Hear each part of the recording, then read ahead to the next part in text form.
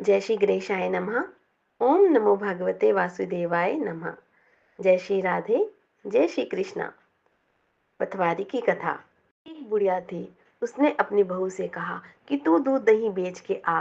वह बेचने गई तो रास्ते में औरतें पीपल पतवारी सींच रही थी। उनको सींचता हुआ देखकर बहू ने पूछा कि तुम यह क्या कर रही हो। औरतें बोली कि हम पीपल पतवारी सींच रही हैं, इससे अन्न और धन होता मिलता है, 12 वर्ष का बिछड़ा हुआ पति मिलता है। बहू बोली ऐसी बात है तो तुम तो पानी से सींचती हो, मैं तो दूध से सींचूंगी।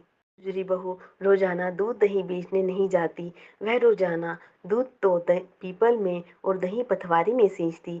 सास दूध दही का दाम मांगती तो वह कह देती महीना पूरा हो जाने पर दूंगी। कार्तिक का महीना पूरा हो गया।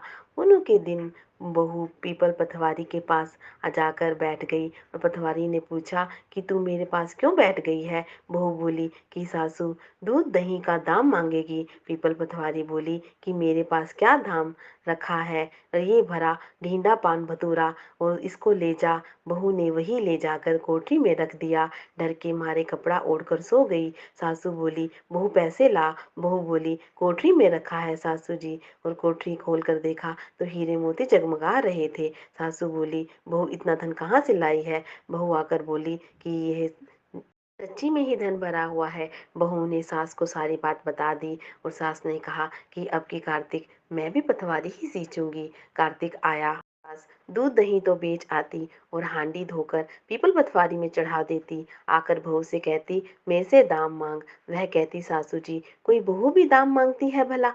वह सासू कहती कि तू मांग। और बहू बोली सासू जी पैसे लाओ। तो वह पीपल पतवारी के पास जाकर बैठ गई। पीपल पतवारी ने सास को पान भतूरा और भरा ढींडा दे दिया और उसने ले जाकर कोठरी में रख दिया। बहू ने खोल कर देखा तो उसमें कीड़े मकोड़े बिलबिला रहे थे। बहू ने कहा सासू जी ये क्या है। सास ने आकर देखा और बोलने लगी तेरी पतवारी तो दोगली पीट रही है, और उसको तुमको तो धन दिया और मुझको दिए कीड़े मकोड़े।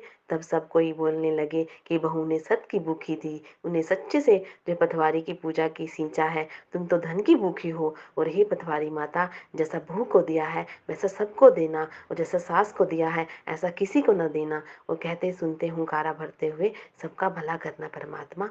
ओम नमो भगवते वासुदेवाय नमः।